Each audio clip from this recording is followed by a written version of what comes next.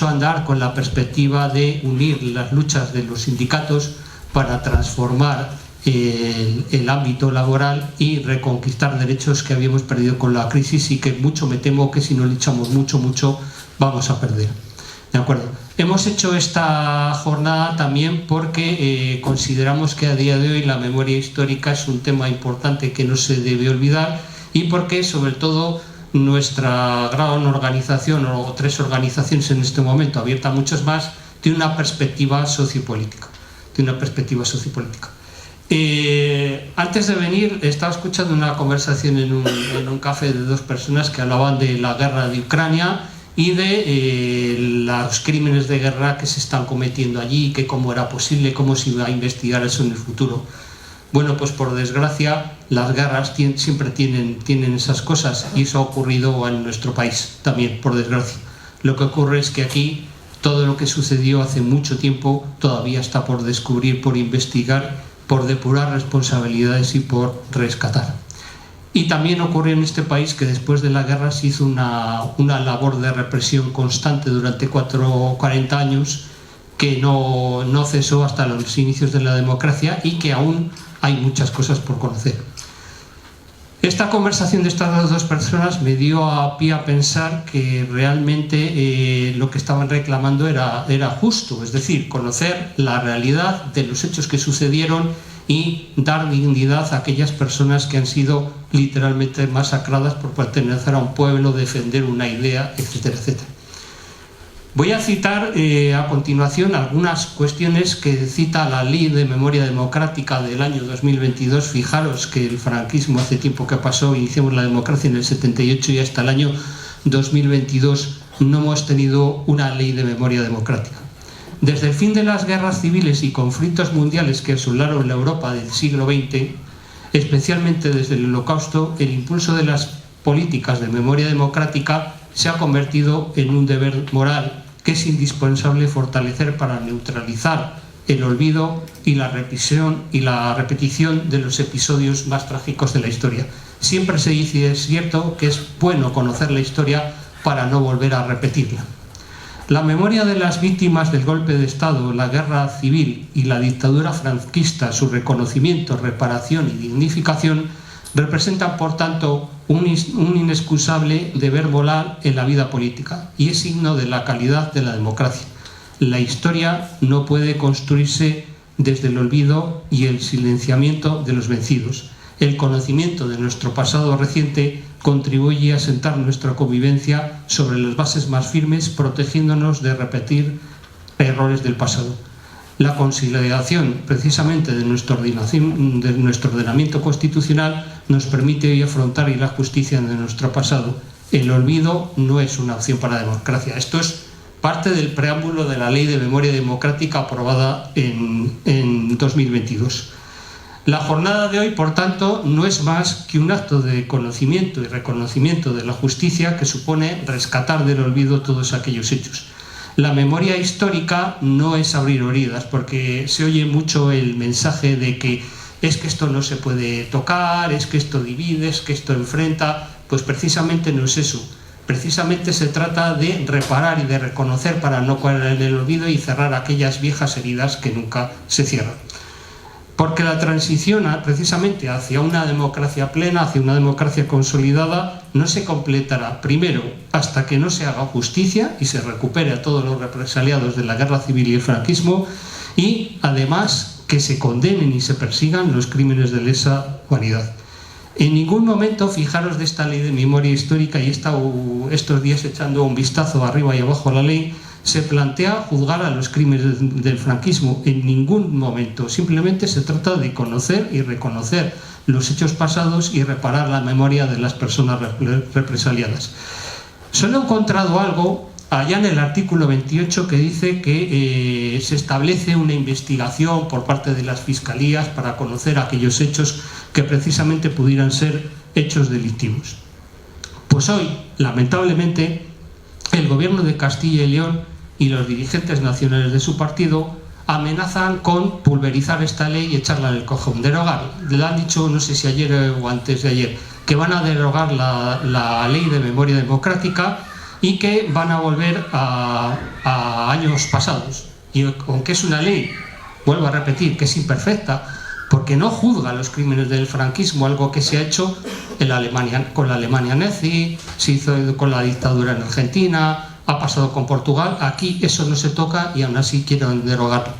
Lamentablemente, ¿qué es lo que quiere el señor Feijóo y los suyos? Sepultar la memoria histórica y condenar al olvido a las personas represaliadas, con el argumento de que esto divide y enfrenta y es una minoría, y es un mandato de las Naciones Unidas y del Consejo de Europa.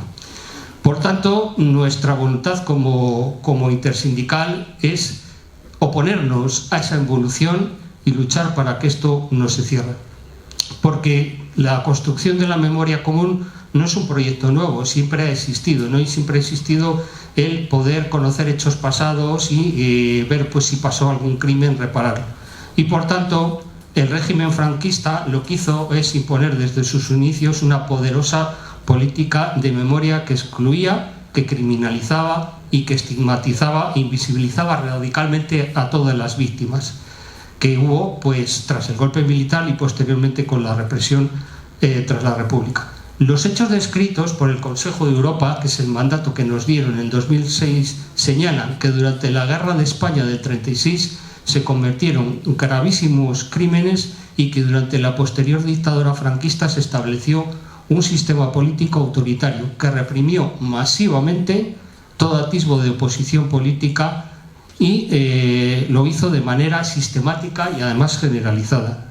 Como indica el referido informe del Consejo de Europa, en España se produjeron sistemáticamente desapariciones forzadas, ejecuciones extrajudiciales, detenciones arbitrarias, políticas de campos de concentración. Ha tenido que ser precisamente los documentales de BBC de otro país los que nos han puesto luz sobre eso, de políticas de trabajos forzados, torturas, violaciones, incluso el secuestro masivo de recién nacidos bajo una política de inspiración de ideal nacional. La ciudadanía tiene actualmente el derecho inalienable al conocimiento de esa verdad histórica y así como los valores y actos de resistencia democrática, que es lo que hicieron, defender la democracia, de quienes llevaron a cabo la oposición a esa política de represión. Y esto también lo dice esa ley que recoge pues estas cuestiones que recomienda el Consejo de Europa y lo que han estado peleando muchas familias de forma aislada. Sin embargo, todas estas cuestiones deja en la ley algo escrito, que viene a decir algo así como que quedan cuestiones de especial importancia que han sido más puestas de manifiesto por organismos internacionales en el ámbito de los derechos humanos. Es decir, juzgar, condenar, llevar a prisión o quitarle cualquier privilegio o reconocimiento a aquellas personas que colaboraron con estos crímenes de lesa humanidad. Paso a presentar a nuestra mesa de ponentes, a los que tengo que agradecer muchísimo que estén aquí, y la verdad es que estoy orgulloso de que hayan recogido la llamada de Intersindical de Castilla y León con una buena disposición y con un acto de entrega en lo que van a exponer hoy. Primero voy a contar algo que tiene que ver con el medio rural de Castilla y León y que expondrá Asunción Recio. Al amanecer del 22 de octubre del 36, 9 hombres del municipio vallisoletano de Valdestillas, es decir, aquí al lado, fueron asesinados por un grupo de falangistas. A 60 kilómetros de su pueblo, es decir, los capturaron de su pueblo y los llevaron a otro lugar, en el cruce de la carretera que va de Medina a Río Seco, en los Campos Góticos, y baja hacia los Montes Torozos con el cruce de Meneses de Campos. Y ya esto lo ejecutaron esos asesinatos viles en la provincia de Palencia. Su único delito fue, el único, tener un pasado republicano, pertenecer a la Casa del Pueblo, algo por los que los falangistas decidieron que debían ser ejecutados. Y durante nada menos que 66 años, que no es poco, sus restos permanecieron en una fosa común. Una fosa común en una zona civil del cementerio de Meneses, sin que sus familiares, que reclamaban dignidad, memoria y justicia, pudieran recuperarlos.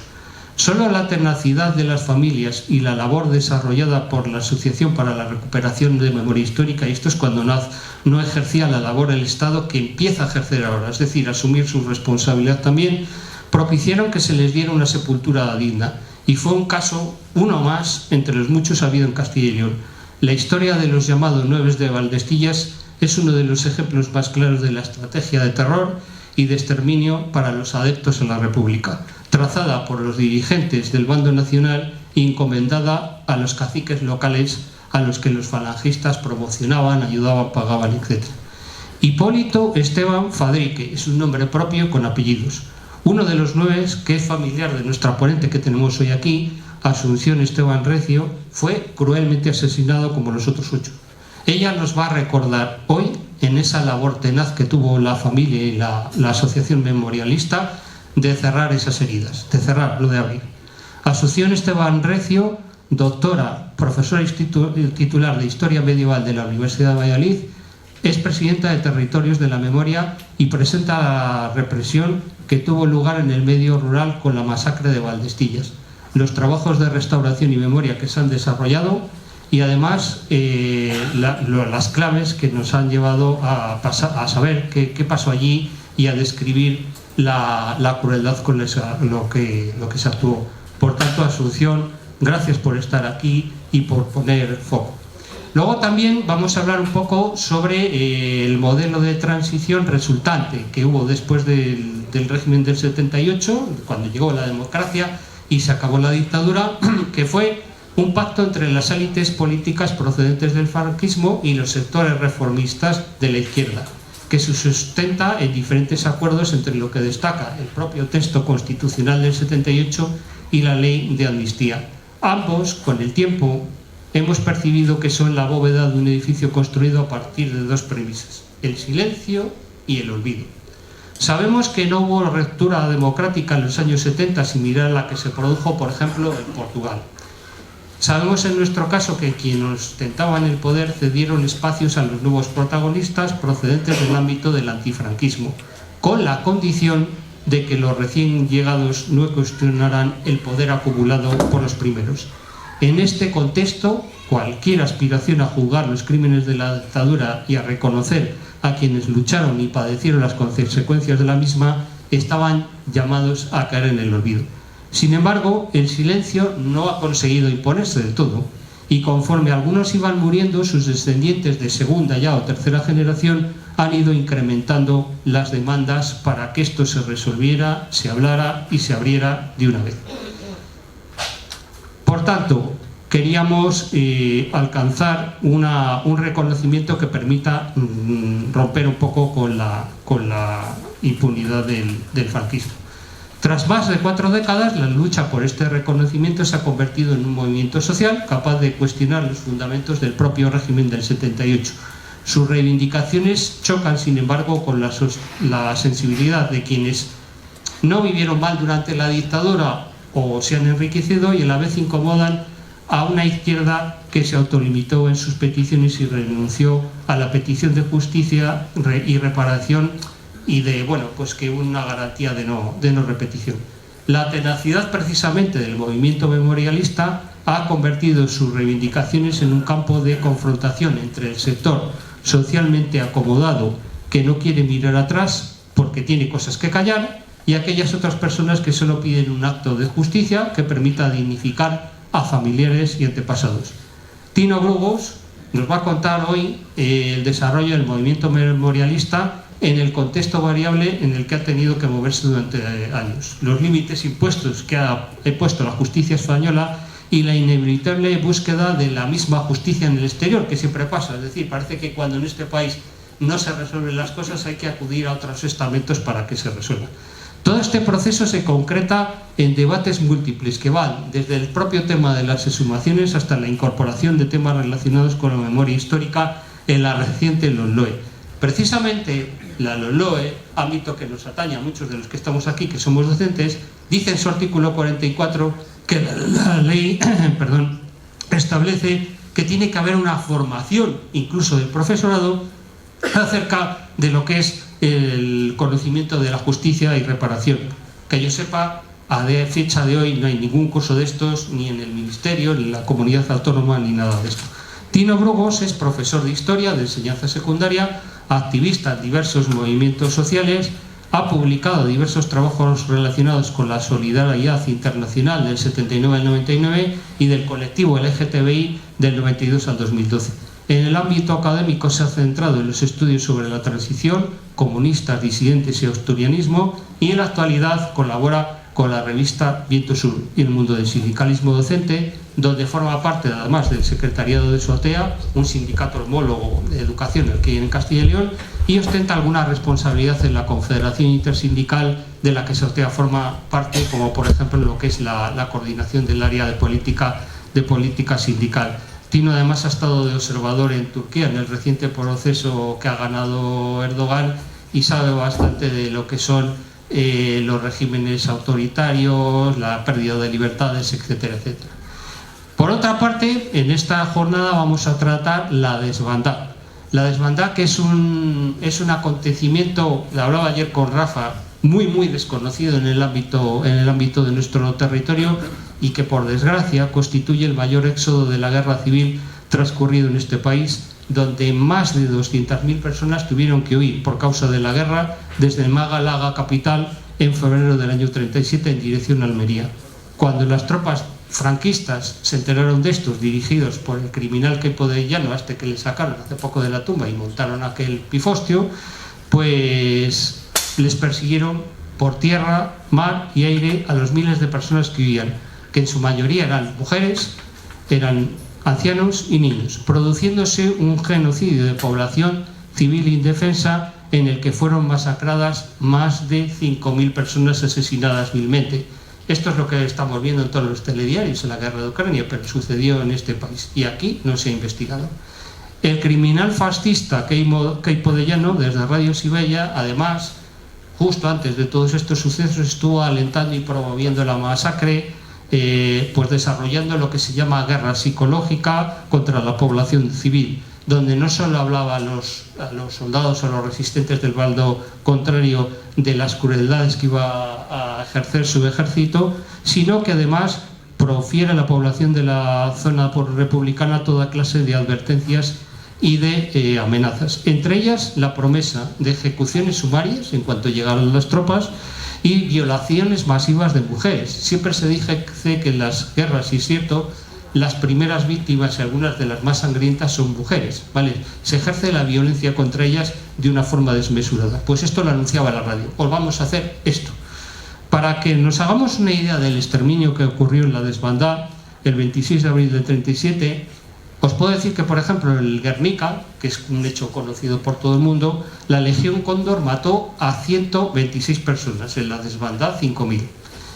Y en la carretera Málaga-Almería fueron asesinados toda esta gente de 200.000 refugiados que huyeron de la guerra. Y las únicas imágenes que tenemos de todo eso, las únicas pruebas de documentales, y creo que Rafa nos las va a poder mostrar, las tomaron un médico canadiense, Norman Bectuget, y sus ayudantes Hudson Said y Thomas Borley. Imágenes que forman parte del cartel de la jornada, son imágenes auténticas de aquellos sucesos, y es lo que nos queda como prueba. Nos va a hablar de todo este hecho Rafael Morales, que es presidente de la Asociación Cultural La Desbandada. Gracias, Rafael, por estar aquí. Esta asociación inició en el año 2005 como acto de recuperación y memoria una serie de marchas donde se camina por esta carretera de la muerte.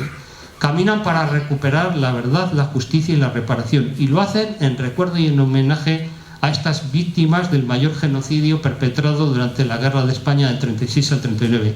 Caminan además porque también es uno de los testimonios más grandes de esa épica civil, de intentar huir de la guerra.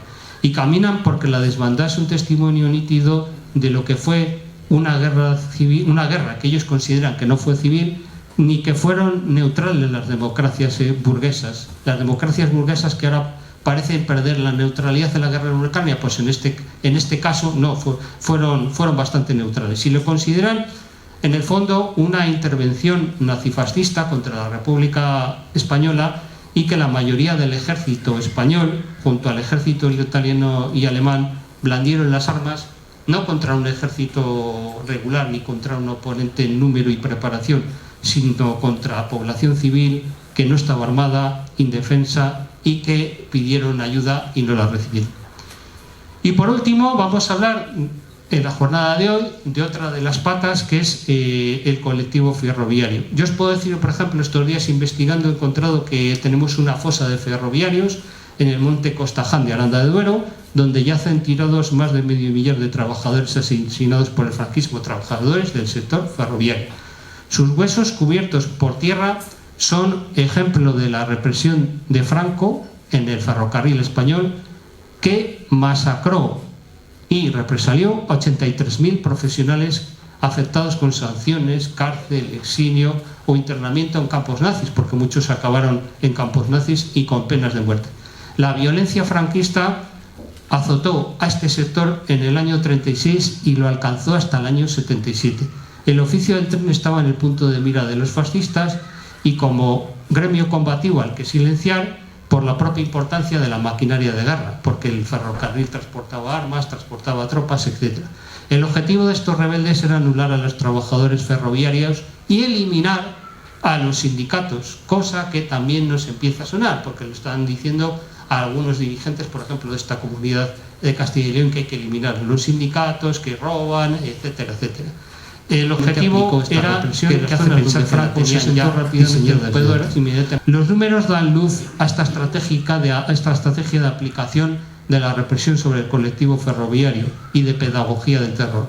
La depuración afectó a 82.831 trabajadores del tren y el 88% de sus plantillas de las diferentes empresas ferroviarias.